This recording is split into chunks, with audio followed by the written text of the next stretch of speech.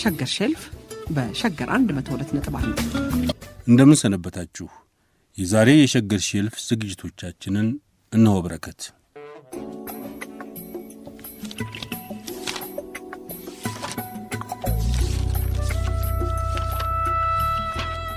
ወጋዋቂውና የኢልቦለድ ጸሐፊው የሥነ ጽሑፍ ምሁሩ መስፍን ሀብተ ማርያም በአዲስ ጉዳይ መጽሔት ላይ በወጋምድ ይጽፋቸው ከነበሩት ወጎች መካከል የባቡሩ ስምምነት የሚለውን አበበ ባልቻ እንዲህ ያነበዋል።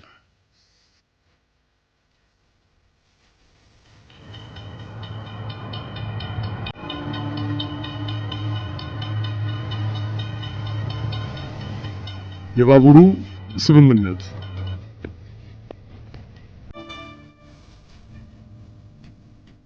የዘመኑ የከሰል ባቡር እሳትን ጭስም እየተፋ ከአዲስ አበባ ተነስቶ ተወልጄ ያደግኩባት ሞጆ ሲገባ በ7 ወይም 8 ዓመት ዕድሜ ተኮልኩለን እናየዋለን። ጊዜውን ከቆጠርነው ከ55 ዓመት በፊት በሆኑ ነው። ጉዞው ወደ ጎረቤታችን አዳማ፣ ከዚያም በዝና ወደምናውቃቸው ድሬዳዋና ጅቡቲ። አዳማ ለኛ የቅርብ ዓለማችን ነበረች። ሞጆ በዚያን ዘመን መብራትም ውሃም አልነበራትም። ተወዳጁ መስፍን ልዑል መኮንን ኃይለ ሥላሴ በመኪና አደጋ የሞቱባትም ስለነበረች እንደ ተረገመች ሀገር እንደ ገዳፋ ተቆጥራ መንገዶቿ የጠጠርና ያቧራ ነበሩ።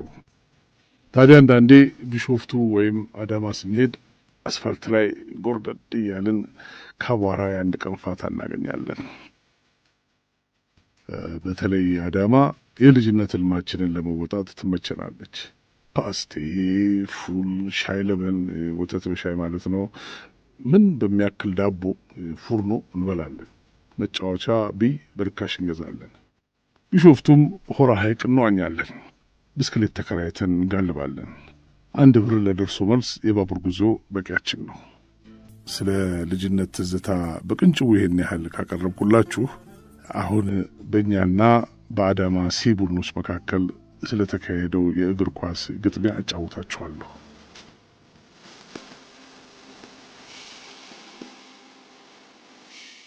ሁኔታውን ዘርዘር አድርጎ መግለጽ ግድ ይላልና ከሞጆ ቡድን እጀምርላችኋለሁ።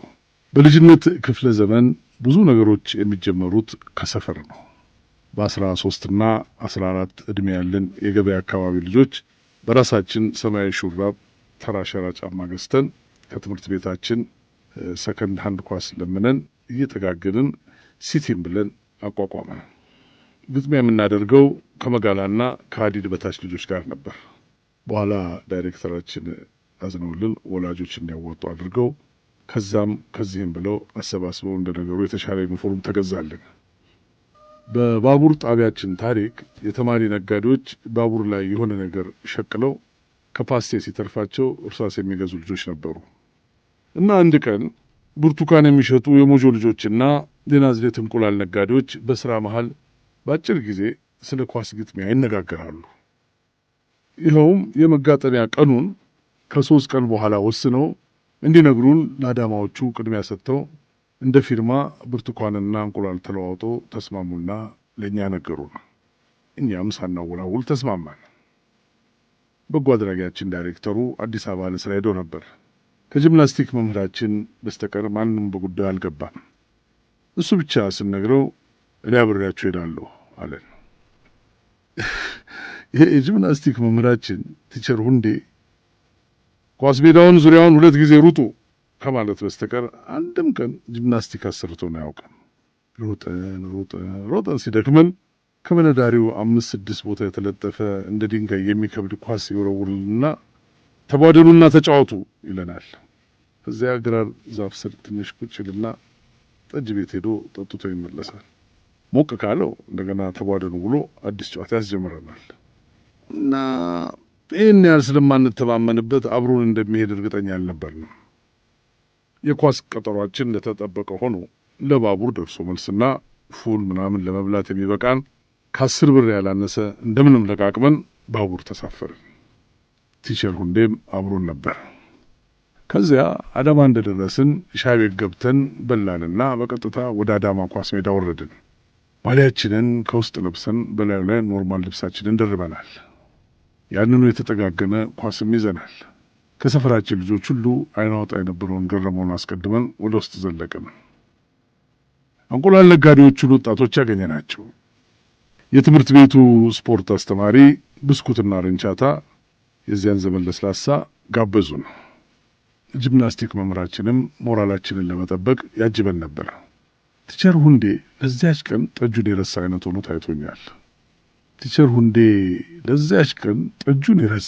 ታይቶኛል። ከዚያ ወደ ሜዳው ወጣን። የአዳማ ተጫዋቾችም ወጡና አንዳንድ ብርቱካን ታደለን። ሜዳውን በሞጆ አይን ስናየው ሰፊ ነው። ለተመልካች የተዘጋጀው መቀመጫ ራሱ ድንጋይ ቢሆንም ደስ ይላል። የናዝሬት ሲቲም ከኛ በደመቀ ማሊያና አንደኛ በሚባለው የቻይና ሸራ ጫማ ለእግራቸው ጉልበታቸው ድረስ ሰማያዊ ሹራብ አጥልቀው ከኛ መብለጣቸውን ሲያሳዩን የቅናት ስሜት ሳይመጣብን አልቀረም። ከቡድናችን ውስጥ ረጅም የሚባለው እኔ ነኝ። የእነሱ ተጫዋቾች ግን በጣም ረጅም ሆኖ ታዩ። ፊዚካላቸውም ጠንከር ይላል። በየሜዳችን እንደ ቅብብል ብጤ ያደረግንና ለጎል ምርጫ እጣ ተጥሎ የኛ ቁሽቢያን ኳስ ተወርውራ ጨዋታው ተጀመረ። የእነሱን ተጫዋቾች ስቃይ እንቁላል ባቡር ላይ የሚሸጡት ልጆች 11ና 7 ቁጥር መሆናቸውን ተመለከትኩ። የጨዋታው ነገር አይወራም። በጣም እንደተበለጥን ያወቅነው 30 ደቂቃ ገና ሳይሆን ነበር። ምክንያቱም በዚያን ጊዜ ውስጥ 3 ገብቶብናል። በተቻለን አቅም ብንከራከርም እረፍት ከመውጣታችን በፊት በ15 ደቂቃ 2 ጎል ደገሙን። ድሮ የምንመካበት ተርሲኒ ሀብታሙ እንደ አበበ ቢቂላ በባዶ እግሩ ገትሮ የያዘው ቀኝ እግሩን ተመቶ እያነከሰ ነበር። 9 አጋዦቹ ግን በሙሉ አብዶ እየተሰራባቸው መከላከል አቃታቸው። 9 ቁጥር ካልተጫወትኩ እያለ የሚያስቸግረን ታደሰ ጸጉሩን አሽሎ እንደ ተዋጊ በሬ በጉልበቱ ቢንደረደርም አጠገባቸውም አላደረሱት። አራዳው ገረመውም የሚመታው ኳስ ሁሉ ፎር እየወጣ ከሸፈበት። ናዝሬቶች ቅብብላቸው ልዩ ነበር። ፈጣን ናቸው። እንቁላል የሚነግደው 7 ቁጥር 3ቱን ጎል ማስገባቱ አስገረመኝ። ከረፍት በኋላ የነሱ በረኛ የልብ ልብ አግኝቶ ነበር። እኛም በመናቅ መሀል ድረስ እየመጣ ይዝናና ጀመረ። ይሄ ሁሉ ሲሆን ሌላ 3 አግብተው ውጤቱ 8-0 ሆኗል። የተመልካች ጩኸት ጆሮ ይሰነጥቃል። ይባስ ብለው ደግሞ ለፍጻሜው 10 ደቂቃ ሲቀር አክሊሉ ማኑነካና ሪጎር የተሰጣቸው። በ11ኛው ሰዓት 2 ኮርና አገኙና በ11 ጎል ተለያየን። የባቡሩ ላይ ስምምነት እንዲሆነ እላቸዋለሁ። ለነገሩ የኛ ተጫዋቾች ከነሱ 2-3 ዓመት በእድሜ የሚያንሱ ነበሩባቸው። በረኛቸው ደግሞ እኔ ነበርኩ። በፈተና አንደኛ የምወጣው የ13 ዓመቱ ታዳጊ በዚያ ሽንፈትም ባቀረሽ ሳምንት አሳልፌያለሁ። ሆኖም በኋላ ላይ ወደ ሳቅና ግርምት ተለወጠና ሁሉም ተረስቶ ይኸው ዛሬ ጥሩ የልጅነት ትዝታ አድርጌ ልተርከው ብቻለሁ።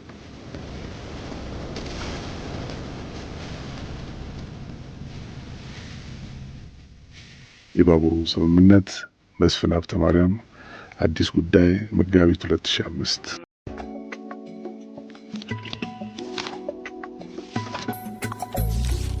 ደራሲ ኃይለ መለኮት መዋልን ታውቁታላችሁ። የነ ወዲያነሽ የነ ጉንጉንና ሌሎችም መጽሐፍት ባለቤት ነው። ዛሬ አንድ መጣጥፉን ልናነብ ነው። አንድ ነፍስ በሚል ርዕስ በፍትሐ መጽሐፍ ላይ አስነብቦት የነበረውን እነሆ በረከት።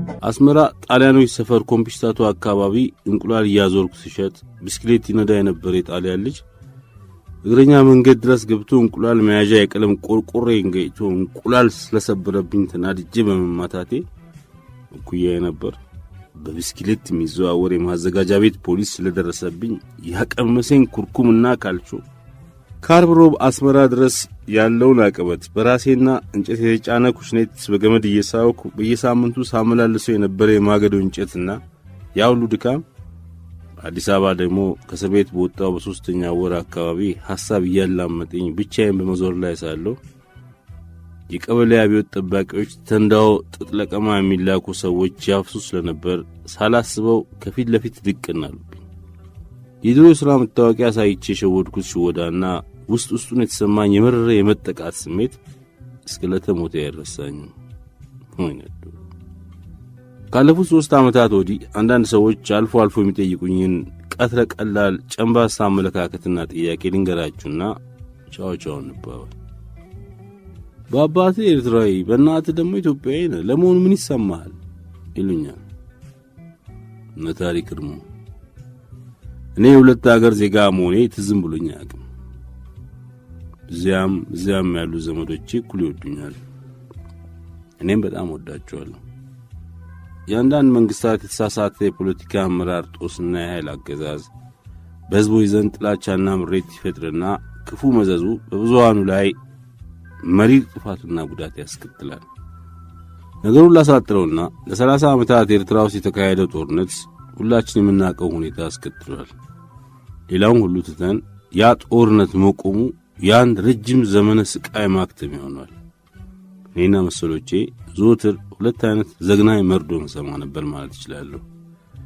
ሁለቱም ወገኖቼ ሲጨፈጨፉ ማየትና መስማት እንዴት ያለ መሪር ስቃይ መሰላችሁ! እስኪ ከፖለቲከኞች የቋንቋ አረንቋ ውጪ ህዝቦች በድንበር የለሽ ፍቅራቸው ሲያወሩ እንስማ። አንድ ጊዜ ይፋቲዋና ኤርትራዊቷ አክስቴ እኔ ቤት ይገናኛሉ። በ1980 ሁለቱም ገጠሬዎች ናቸው። አሰርጓሚው ነው የነበርኩ። ይፋቲዋ አክስቴ እንዴት ነው አኗኗራችሁ ትላታለች። እንታይና አብራለና ጓሌ ናብራናስ አይተደልዩ መንግስቱም እናቀጥልና ምን ኑሮ አለ ልጄ አኗኗራችንስ አታንሺው መንግስታችሁ እየገደለን ለኛስ ቢሆኑ ምኑ በጀንና ስትላት እሱነትሽን ነው እኛ ዘንድ ግን አለቅጥዋስ ብላ መለሰችላት። ገደላችሁን አለቻትም፣ መንግስታችሁ ገደለን አለቻት። ሎጎ ያለው ጨለፈ ያደረኩላችሁ የመንግስታት የተሳሳተና ኢፍትሐዊ አስተዳደር ህዝቦችን ያናቁራል። ገዦችና አጋሮቻቸውን ከጠቀመ ድረስ እልፍ አላፍ ህይወት ቢጠፋ አገርና ንብረት ቢወድም ጉዳያቸው አይደለም። ያም ሆነ ምንጊዜም ቢሆን የህዝቦች ፍላጎትና ፈቃድ መከበር ይኖርበታል። የህዝብ መብት ካልተከበረ በሰላም ቦታ ጦርነት፣ በእርገት ፋንታ ውድቀት አይቀርም። ከየትም ይሁን ከየት ሁለቱን ህዝቦች የሚያፋጅና የሚያቃርን የሚያራርቅና ወደ ጦርነት የሚገፋፋ ቅስቀሳ የሚሆን ጽሑፍ ሰማና ሳነብ ክፉኛ አዝናለሁ፣ ያበሳጨኛል። ይህን የሚያደርጉ መንፈሳዊ ብልሾችና ከታሪክ የማይማሩ የፖለቲካ ግርዶች ይመስሉኛል። ያ ሁሉ ለጦርነት የፈሰሰው ሀብትና የጠፋው የሰው ህይወት ህዝቦችን በኃይል ለማንበርከክ የተደረገው ውጣ ውረድ ሁሉ በተቃራኒው እውነተኛ ሰላምን፣ ፍትህና ወንድማማችነትን ለማስገኘት ውሎ ቢሆን ኖሮ ይህ ያሁኑ የፖለቲካ ሁኔታ ባልተፈጠረ ነበር። አንድ ነገር ይታየኛል። በፉከራና በቀረርቶ በአካኪ ዘራፍና ባትለው ሞይ ሳይሆን በፍትሃዊነትና በእኩልነት ላይ በተመሰረተ የጋራ ፈቃደኝነት ሁለቱም ህዝቦች አዲስ አንድነት ሊፈጥሩ ይችላሉ የሚል እምነት አለ። ከዚህ ውጪ ግን የአባቴ ኤርትራዊነትና የእናቴ ኢትዮጵያዊነት በኑሮዬም ሆነ በአስተሳሰቤ ወይም በማህበራዊ ህይወቴ ውስጥ ቅንጣት ያህል ተጽዕኖም ሆነ ሳንካ ፈጥሮብኛል። ለወደፊትም ይፈጥርብኛል የሚል እንኳንና እምነት ግምት የለኝም። እኔ ምንጊዜ የሚታዩና የምታሰቡኝ ህዝቦቹ እንጂ ፖለቲካ ፈጥር ድንበሩና ወሰኑ አይደለም። ሰኔ 1987 ዓ.ም የፈርጥ መጽሔት በወጣችበት ወቅት እኔም አንዲት ነፍስ ተሰኝቼ ዳግመኛ ውስጧ ነበርኩ። ያኔ በነበረኝ ዕድሜ ላይ 40 ወራት ያላክልኩበት እነዚህ 40 ወራት አንድ ልዩና አዲስ የህይወት ምዕራፍ ያየሁባቸው ድንቅና አስገራሚ ወራት ነበሩ። ስንትና ስንት ባህሪያት ሰብ ያየውና ያወቁ መሰላችሁ። አንዳንዱ ሰው እንደ ሽንፍላ ያገላበጥን ብናራግፈው የሁሉ የምታየው ሰው ተቀርቶ ማያልቅ የገጸ ባህሪ ባህር። ሐምሌ 1986 ላይ እጅግ የምወደውን ክቡር የማስተማር ስራዬን ለቅቄ ወደ ሌላ ሙያ ገባሁ። ምን ነገር ብሎ ላዳምጠኝ። በዚህ በጊዜው ወቅታዊ ስልጠና በሚጠይቅ ዘመናዊ ዓለም ውስጥ በአንድ ሙያ እንኳን ሳልሰለጥን በግል ጥረትና ልምድ ብቻ ስንት የሥራ አይነት ሰራው። ይህን ነገር ያለ ምክንያት አልነሳሁትም። እላይ ከተቀስኩት ወር አንስቶ የእፎይታ መጽሔት ምክትል ዋና አዘጋጅ ሆንኩ። እኔ ታዲያ ለአንድ ደቂቃ እንኳን ስለ ጋዜጠኝነት ሙያ አልተማርኩም። አለቃዬ ግን የእፎይታ ዋና አዘጋጅ የነበረው ማለት ነው የዋዛ ሰው እንዳይመስላችሁ።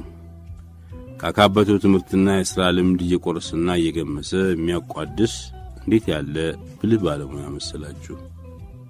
ስንትና ስንት ነገር እያረመና እያቃና የአርቶ ጥበብን አስተማረኝ። እኔም ትንሽ እርሾ ነበረችኝ። ስራውን ሲጀምረው ግር ብሎኝ ነበር። ዋላ ደርብዬ ግን ወደ ሙያው ቅጥር መዝለቅ ጀምሬ ነበር።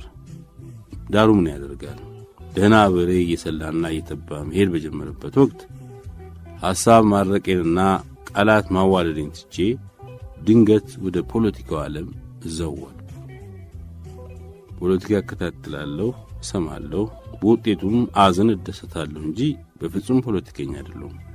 ረከይቴ በነገራችን ላይ ይሄ ፖለቲከኛ ነኝ እያለ ቱልቱላውን የሚነፋውና ከበሮውን የሚደልቀው ሁሉ ፖለቲከኛ እንዳይመስላችሁ።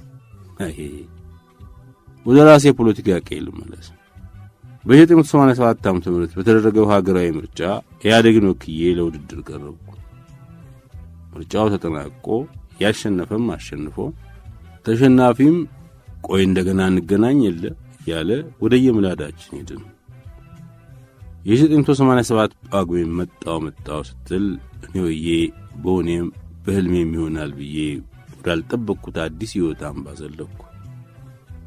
እፎይታ መጽሔትን ለቅቄ የአዲስ አበባ ከተማ መስተዳድር ምክር ቤት ሥራ አስፈጻሚ ኮሚቴ አባል ሆንኩና ማህበራዊ ጉዳይ ዘርፍ ውስጥ ገባው። ቲቸርዬ የተሰኘ ንዑድና አብሮ አደግ ውድ መጠሪያ የቀረና ክቡራቱ ወደ ተሰኘ ቅጥር ዘዋልኩ። ቀላል ኃላፊነትና ስልጣን አልነበረም። እንኳን ለመስተዳደራዊ ሥራው ለአካባቢውም እንግዳ ነበርኩ። ያም ሆነ ይህ ያን ገና ከሩቁ የምጠላውን የቢሮክራሲና የስልጣን ምድራዊ ገሃነም ገባሁበት።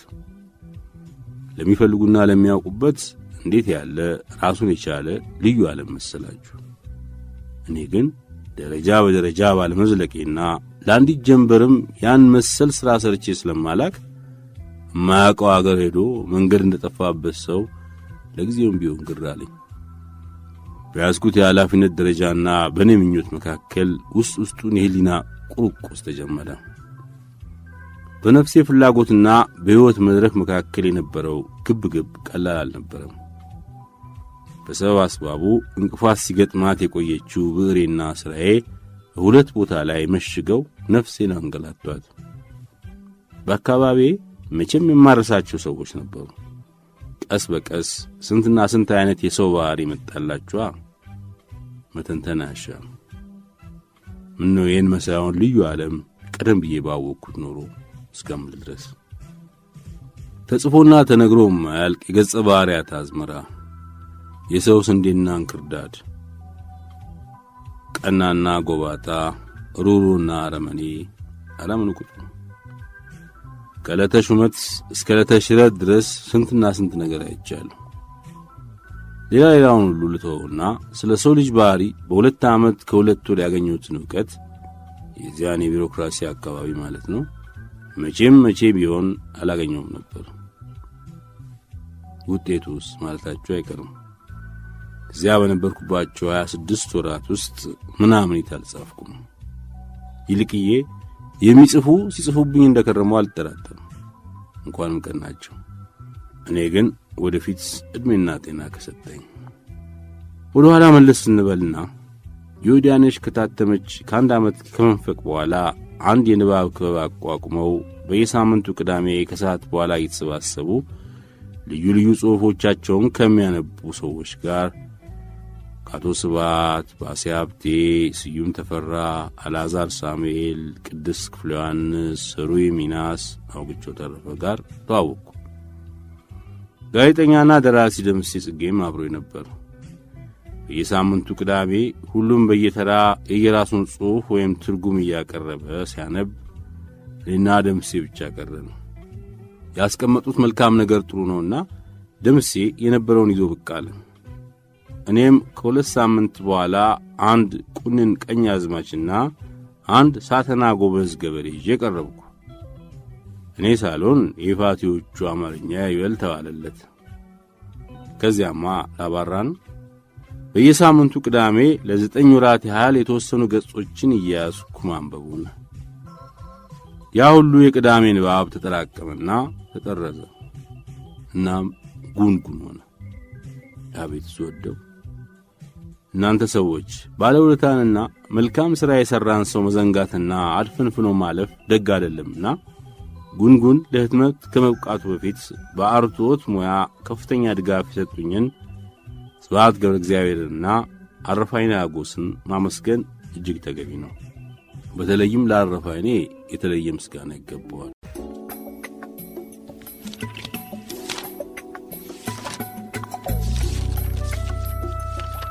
ደራሲ ሳህለስላሴ ብርሃነ ማርያም ፋየር ብራንድስ በሚል ርዕስ በእንግሊዝኛ ከጻፉት መጽሐፍ ውስጥ ራሳቸው ወደ አማርኛ የመለሱትን መዓዛ ብሩ እንዲህ ታነበዋለች።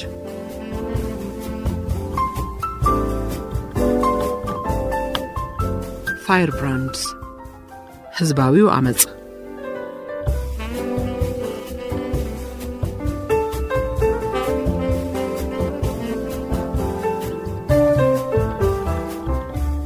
በመላው ኢትዮጵያ ኃይለኛ የለውጥ አውሎ ነፋስ ይጋረፍ ጀመር።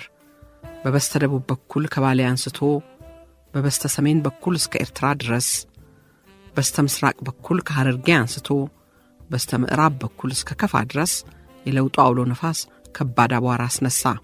በዋናው ከተማ ውስጥ የሲቪል አቪዬሽን ሰራተኞች አንዳንድ አሰሪዎቻቸው ከቦታቸው ይነሱልን በማለት አድማ መቱ። የባንክ ሰራተኞች የተሻሻለ የሥራ ሁኔታ ይፈጠርልን በማለት፣ የአዲስ አበባ ማዘጋጃ ቤት ሰራተኞች ያቀረብናቸው ጥያቄዎች በአስቸኳይ መልስ ካላገኙ አዲስ አበባ እንዲጠነዛ እናደርጋለን ብለው በመዛት አድማ መቱ። ከቅርብ ጊዜ ወዲህ የነዳጅ ዋጋ መጨመሩን በመቃወም ታክሲ ነጂዎች አድማ መቱ። የአውቶቡስ ነጂዎች የአውቶቡሱ ኩባንያ እውነተኛ ባለቤቶች እነማን እንደሆኑ ይገለጽ በማለት፣ እንደዚሁ ደሞዝ ይጨመርልን፣ ባለስልጣናቱ ይነሱልን፣ የሥራ ሁኔታችን ይሻሻልልን በማለት በየፋብሪካው፣ በየኮርፖሬሽኑ፣ በየመንግስት መስሪያ ቤት ያሉ ሰራተኞች አድማ በመምታት ሥራ ቆሙ። በተለያዩ ምክንያቶች የተነሳ ተማሪዎችና አስተማሪዎችም ክፍል አንገባም ብለው አድማ መቱ። ነጋዴዎች፣ የዕደ ጥበብ ሙያተኞች፣ ሥራ አጦችና የተቀሩትም የከተማው ነዋሪዎች በተማሪዎች በመምህራንና በሌሎችም ምሁራን ቀስቃሽነት የፍጆታ ዕቃ ዋጋ ንረቱን አልቻልነውም፣ የገጠሩም ሕዝብ በድብቅ በተያያዘ ረሃብ ምክንያት እየረገፈ ነው፣ የሥራ አጡ ቁጥር የትየለሌ ሆነዋል፣ ፍትሕ ጠፍቷል፣ በአጠቃላይ ጭቆናና ግፉ ከሚያንገሸግሽ ደረጃ ደርሷል በማለት ለሰላማዊ ሰልፍ ወጥተው የከተማውን መንገድ አጨናነቁት። በየጠቅላይ ግዛቱ ባሉ ትምህርት ቤቶች የሚማሩ ተማሪዎችም እጃቸውን አጣጥፎ አልተቀመጡም። የገጠሩ ሕዝብ የመሬት ስሪቱ ይሻሻልልን ብሎ ድምፁን እንዲያሰማ ያነሳሱት ጀመር። የለውጡ ንፋስ መጋረፍ ሲጀምር አቧራ ያስነሳው በሲቪሉ ምድር ብቻ ሳይሆን በመለዮ ለባሹም ምድር ጭምር ነበር። በደቡቡ ክፍል ተመድበው የነበሩ ወታደሮች ማመጽ ጀመሩ። በምስራቅና በሰሜን ኢትዮጵያ ተመድበው የነበሩት ወታደሮች ተከተሉ። በአዲስ አበባና በዙሪያ ባሉት ከተሞች የተመደቡትም ወታደሮች የደሞዝ ጭማሪ ይደረግልን፣ የተሻለ የሥራ ሁኔታ ይፈጠርልን በማለትና አዛዦቻቸውንም በማውገዝ አመጹ። በዋናው ከተማ ያሉት የካቢኔ ሚኒስትሮች፣ በዋናው ከተማና በየጠቅላይ ግዛቱ ያሉት ከፍተኛ ባለስልጣኖች ጭምር ፍርሃት ያንዘፈዝፋቸው ጀመር። የለውጡ መጥረቢያ ስለት በሰው አንገት ላይ የሚያነጣጥር ከሆነ የሚያርፈው በእነሱ አንገት ላይ መሆኑን ተረድተውታል። ሁኔታው እስከ አጥንታቸው ድረስ ዘልቆ ስለተሰማቸው በፍርሃት ይንዘፈዘፉ ጀመር። ግርማዊ ንጉሠ ነገሥት ግን እርጋታቸውን አላጡም። ምንም አይነት የተጠያቂነት ጉዳይ ቢነሳ ተጠያቂው ሌላው ነው መባሉ አይቀርም። ደግሞም መለዮ ለባሾቹ ምንም እንኳን ቢያመጹም ለጦር ኃይሎች የበላይ አዛዥ ለሆኑት ንጉሠ ነገሥት ታማኞች ነን እያሉ ሲያሞካሿቸው አልቆዩም ወይ? የሁሉ ጫጫታና ሁካታ እንዲያ በተፋፋመበት ወቅት ዋርካው ንጉሠ ነገሥት ለአንድ አፍታ እንኳን ፍንክች አላሉም። ፍንክች ላለ ማለትም ምክንያት ነበራቸው። በሕይወታቸው ውስጥ ስንቱን ማዕበል አሳልፈው የለ? ባለፉት 50 ያህል ያገዛዝ ዘመናቸው ስንቱን ፈተና ተቋቁሞ የለ? እሳቸው ራሳቸው ያስገቡት ዘመናዊነት ከውስብስብነቱ የተነሳ ሊገባቸው አለመቻሉን ቢረዱ ኖሮ የራሳቸው የቀድሞ ተራማጅ ፖሊሲ ውጤት የነበሩት የአገሩ ምሁራን ተሰላችተዋቸው እንደነበረ ቢረዱ ኖሮ ራሳቸው የፈጠሯቸው ዘመናዊ የጦር ሰራዊት፣ የፖሊስ ሰራዊት፣ የባህር ኃይል፣ የክብር ዘበኛና የአየር ኃይል አባሎች እነዚህ ሁሉ ከሳቸው ቁጥጥር ውጭ መሆናቸውን ቢረዱ ኖሮ ፍንክች ባሉ ነበር። ነገር ግን ይህንን ሁሉ አልተረዱትም። እርጅና ስለተጫጫናቸውና ትኩረታቸውም ሁሉ በራሳቸው ልዕልና ላይ ብቻ ስለነበረ ሊረዱት አልቻሉም። ንጉሠ ነገሥቱ አፈር ውስጥ እንደተቀበረ ዘር ነበሩ ለማለት ይቻላል። በተፈጥሮ ሂደት ያ ዘር በስብሶ በቦታው አዲስ ሕይወት ይፈጠራል። አዲሱ ሕይወት እንዲፈጠር አሮጌው ዘር የግድ መበስበስ አለበት። ይህንን ሁኔታ ባለመረዳት ነበር ንጉሠ ነገሥቱ ፍንክች ሳይሉ የቀሩት።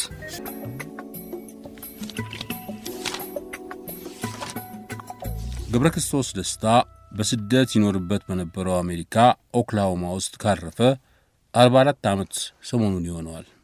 ዛሬ ብናስታውሶስ ሚካኤል በላይነህ ባዜመው የገብረ ክርስቶስ ግጥም እንጀምር።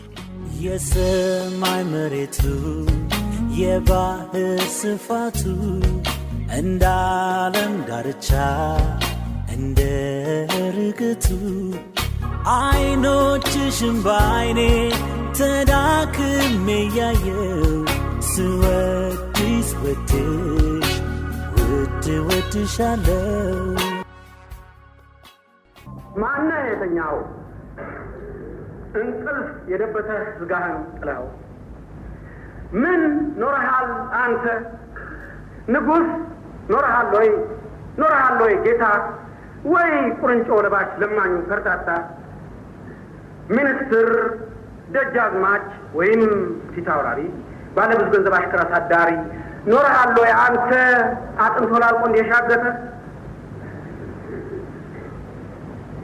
ስራህ ምን ነበረ? ቤትህ የት ነበረ? ርስት የት ቀረ? የተመራመረ አዋቂ ፈላስፋ ብዙ መሰናክል ካለም ላይ የገፋ ሳትሆን አልቀረም። ጉድ ነው መልክ የለም። ማነሽ? ማነህ አንተ? ማናችሁ እናንተ? ማነሽ? በዘመንሽ ውበት መቤት ሆነሽ የገዛሽ የወንዶችን ጉልበት በክንድሽ አለቀው ወጣቱ ጎልማሳ የት ነው ወደቀው?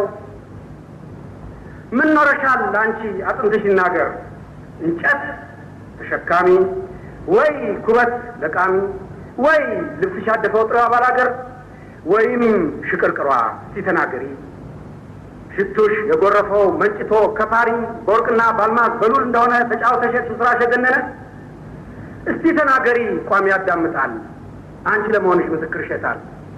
ያሻዝ ምስክር ሞተ ስትቀበር ድንጋይ ላይ ተጽፎ የሚናገርልን ሐውልት የሚያቆይ ዘመድ ያስፈልጋል ከሌላው ለይቶ መንገደኛ እንዲያውቅህ ቆሞ ተመልክቶ እንዲደነቅልህ ቀሪው አንተ ስራ ተነስ አንተው ጥራ እጎንህ ከተኙት አጥሞች በጉድጓድ አለ ወይ ዘመድ የምታውቀው ጓድ? የታለ አባባ የታለች እማዬ ጋሼ ወዴት ይሆን የት ቀረች ትዬ? ጠፍቷል ምልክቱ አጥንትና ስጋሽ ተነባበቱ ከሙታን ማህበር በመዝገብ ገብተሃል ማንኛውም አጥንት አስከሬን ሆነሃል። የሞት ጠባሳነ አስተዋይ ስራውን ከንቱ ነው የምትል አወይ ፍጡር መሆን የተንቀረፈፈው እጅጉ ሸምበቆ የተከፋፈለው ሰሮ ለቆ አይኑ የወለቀ ጥርሱ ያገጠጠ ጎድኑ ተቆጥሮ ትማቱ ያለቀ የተቀጣጠመ የሰራ ባጥን ስጋ ወደ ሌላ ሰው ዘር ምልክት ሆነ የተኛው የማትታወቀው ምን ኖርሃል አንተ?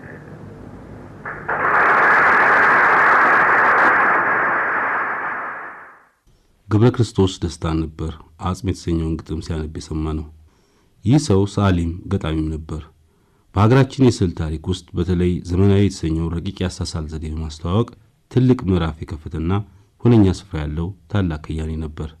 ከዓመታት በፊት በሕይወት የተለየው እሱም ሰዓሊና ገጣሚ የነበረው ሰዓሊ መስፍን ሀብተ ማርያም ስለ ገብረ ክርስቶስ እንዲህ ብሎ ነበር። የነፍሳችን መስኮት ዓይናችን ነው። ዓይናችን የሚያየውን ውበትና እውነት በሚታይ ጥበብ ብንተረጉመው ምንኛ ነፍሳችን በረካች፣ ስሜትም እኩል በገጠመ። ቀለምን ለመግለጽ ምን ያህል ቃላት ውስኖች ናቸው? ስሜትን ለመግለጽስ ምን ያህል የዋሽንት ቀዳዳዎች ያንሳሉ? ቀለም አያልቅም፣ ልዩነቶችም አይቆጠሩም። ሰፊና ጥልቅ አድካሚ ባህሪ ነው። ከዚህ ሰፊ የጥበብ ባህር ውስጥ ነፍሱን አጽድቶ የገባ የደፈረና የቻለ ገብረ ክርስቶስ ደስታን አውቃለሁ።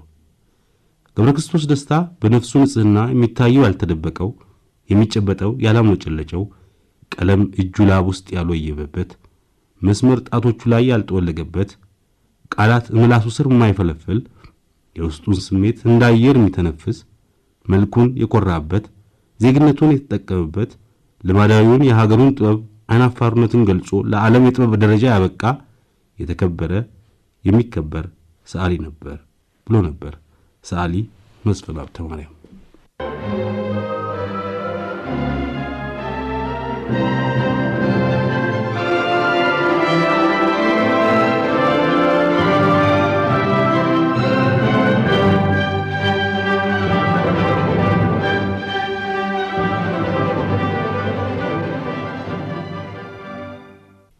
እጠብቃታለሁ ዓይን ማያየውን ሐሳብ ያያል ሄዶ፣ እጅ ማይነካውን ልብ ያንቃል አሳዶ።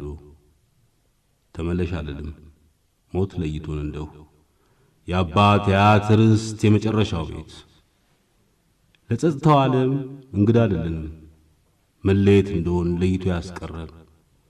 ሐሳብ ይላላካል፣ ሐሳብ ይገናኛል። ዓይን የማያየውን ሐሳብ ያያል ሄዶ፣ ጆሮ የማይሰማውን በጸጥታ ቦታ። ማን ያውቃል ለሞትም ይኖራል መቃብር፣ ጉዞ አይቋረጥም። ዓለም እያረጀ ዓለም ይፈጠራል። አበባ በፍሬው ሕይወትን ያድሳል። የጽጌረዳ እሾህ የአበባው ጠባቂ። ሳቂ ዓለም ሳቂ። እሾህ ሆናለሁ የምወዳትን ልጅ ጠብቃታለሁ። በቁም ያሰረኝን የሐሳብ ሰንሰለት ሰብሬ በጥሼ ኮበልላለሁ። እስከ ዓለም ዳርቻ እከተላታለሁ። ሳላያት አልቀርም። አለ ስጦታዋ አለ ትዝታዋ፣ እሷን የሚያስታውስ ስበላ ስጠጣ ስተኛ ስነቃ ሳስብ ስተነፍስ እሷን መርሳት አልችል። ፍቅር፣ እምነት፣ ሕይወት አብረን ተደስተን አብረን ተቸግረን አበባ ለቅመናል። ከወንዝ ዳር ሄደን እሸት ፈልፍለናል። መስክ ላይ በልተናል። ልብሳችን በስብሶ በዝናብ ሄደናል። እሳት አንድደናል። ፍሙን ተርኩሰናል። በርዷት ተቆራምታ ሕፃኗ ጨረቃ ፊቷ ደም ሲመስል ፀሐይ ተዘቅዝቃ ሁሉንም አይተናል። በሁሉም ዝቀናል። ሕይወት እንደዚህ ነው፣ ዓለም ነው ብለናል። እርሷን መርሳት አልችል። እፈልጋታለሁ፣ እከተላታለሁ፣ እጠብቃታለሁ።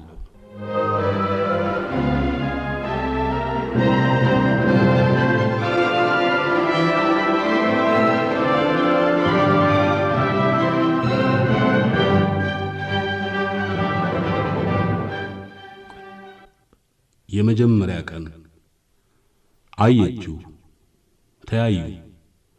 አየና ወደዳት። ቀኑ ማታ ነበር። ወደ ሆቴል ሄዱ። ሁለት ራት መጣ። ብርጭቆ ተጋጨ። አየች፣ ተያዩ። አያት፣ ተሳሳቁ። በጠረጴዛው ስር ጭኑ ጭኗን ነካው። ሳያት ፈገግ አለች። አየችው፣ ፈገገ። እጇን በእጁ ያዘው። ጠበቅ አደረጋት። ጠበቅ አረገችው። ከፈሉና ወጡ። በከሰለው ሌሊት ሁለቱ ነደዱ። ትንፋሻቸው ጋለ፣ ቤቱ ተቃጠለ፣ ፍራሹ ነደደ፣ ፍቅር ተያያዘ።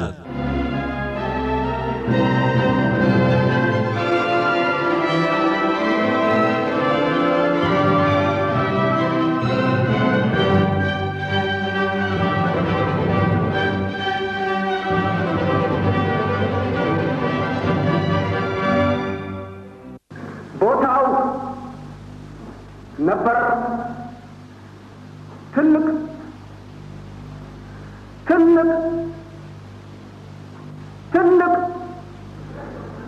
በረት እንስሳት አራዊት የሚጫወቱበት ቦታው ነበር ፈረንጅ የሚሰማራበት ለማየት ትንግርቱን አዳዲሱን ነገር ትል ወቅ እባብ ሆኖ በአራት እግሩ ሄዶ ዝንጀሮ ላይ ሲደርስ ሰው የሆነበት ወጣቱ ስፍራውን ዞረ፣ በዓይኑ ቃኘው፣ ወጥመዱን ጎበኘው። ዝንጀሮ ነበረ ቁጭ ብድግ እያለ ወደ እሱ እየሮጠ መጣና ዘለለ፣ ሳቀ፣ ተጫወተ። ከሌሎቹ መርጦ አተኩሮ ቢያየው እግዚአብሔር የለም ዝንጀሮ መሰለው።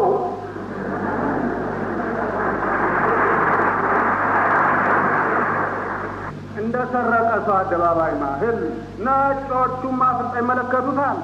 ፍንክች የአበሻው ልጅ ወይኑ ሊሰበር እሱም አተኩሮ ይመለከት ጀመር።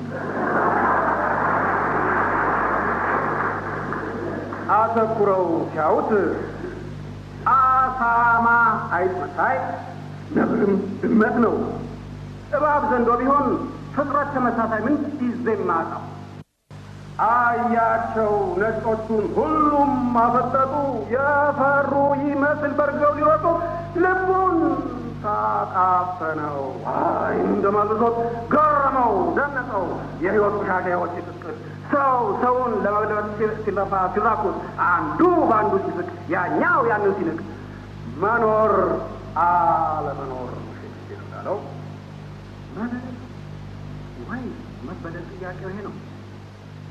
መግዛት ወይ መገዛት ወይ ችሎታ ማሳመን ወይ መሄድ በሰማይ ወይም እንደ ድሎች መቦጠጥ መሬት ላይ ወይም እንደ ሙታን መተኛት ሳይፈሩ ተከናንቦ አፈሩን። ገረመው፣ ደነቀው። ሰው አፈር ነበረ፣ ሰው ሸክላ ነበረ፣ ሰው የሚንቀሳቀስ መኪና ሆነና ሰው ሆነ ዝንጀሮ። መሆን አይነት ብዛት መሆን ምስጢር አለው ነበረው በአገሩ ሰው ነኝ የሚል እምነት። እሱም እንደ ሌላው ሲያስብ ያደገበት። ነጮቹ አፈጠጡ። ገሮም ሲቃ ያቃጥለው ጀመር። አይኑ እየጎረጠ የተሞጫሞቀው መጥቶ የብርዶ ሀገር የአፍሪካው ቃጠሎ አይኑ ነበር እሳት የበረታ ሎሎ። በአይኑ ገላመጠ፣ በአይኑ አስደነገጠ። አይናቸውን ሰብረው ሲያቀረቅሩ በወጣ ህሊና ሲመራመሩ አይኑ አልተሰበረም፣ አይናቸው ተሰብሮ ፊታቸውን ዞረው ሰጡ ጀርባቸውን። ሁሉም እያፈሩ ሲለቁ ቦታውን አሮጊት ጎፍጣጣ እመቤት ሞንዳላ ዳሌዋ የወጣ ግድ የለሽ ጎረምሳ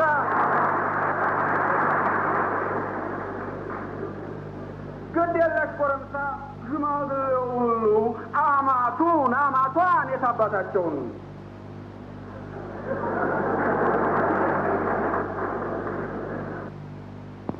ጀርባቸውን ሰጡ። መንፈሱ ዘመረ። ድል ነው አለ። ድል ነው ወገን ዘር አይደለም፣ እውቀት፣ ስልጣኔ፣ ጥበብ ብቻ አይደለም። አንድ ለአንድ ሲቋቋም ሰውን አረመ፣ ሰውን ገሰጸ፣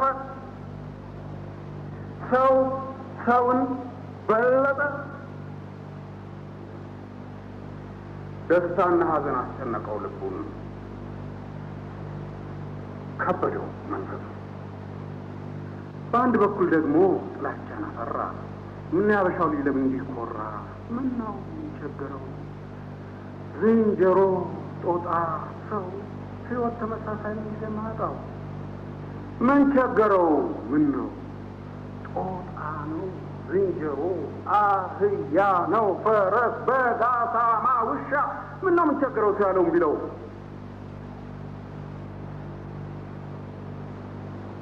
ኩራት አለ ኩራት ህይወት ትግል ብቻ ኑሮ ብቻ አይደለም ግጭት ነው ጦርነት ሞት ነው የመረረ መብለጥ ወይ መበለጥ መኖር አለመኖር ጉሮሮ ሲጨበጥ ምራቁ እያጠረ አይኑ እምባ ቀረረ ብስጭት አይደለም እልኩ ነበር ነገሩን መዘነው የርጎ ዝንብ ያለ ቦታው ሄዶ ሰው የሚጋፋበት ባይት አለ ባይት ያልተወለደበት ጥርስ ያልነቀለበት እትብቱ ዘመዱ ያልተቀበረበት ባይት መሬት ባይት አይኑ ውሃ ሆኖ ቦታው ጭጋግ ለብሶ በሀሳብ እያኘ ሄደ ተመልሶ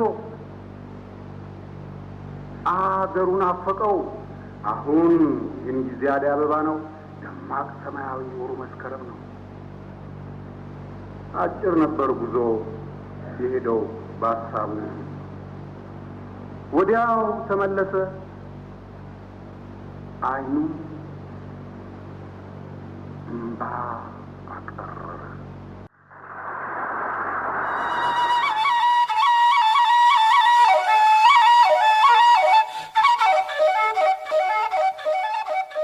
ግርማ የፍራሸዋ ደግሞ የገብረ ክርስቶስና ሀገሬ ግጥም እንዲህ ግሩም አድርጎ ተጫውቷል።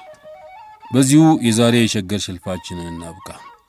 ይህ ዝግጅት እንዲቀርብ ለተባበሩትና ለዝግጅቱ ለዋሉት ጽሑፎችና ጣዕመ ዜማዎች ባለመብቶች ክብርና ምስጋና ይድረሳቸው። መልካም ሰንበት ይሁን። ሀገሬ ውበት ነው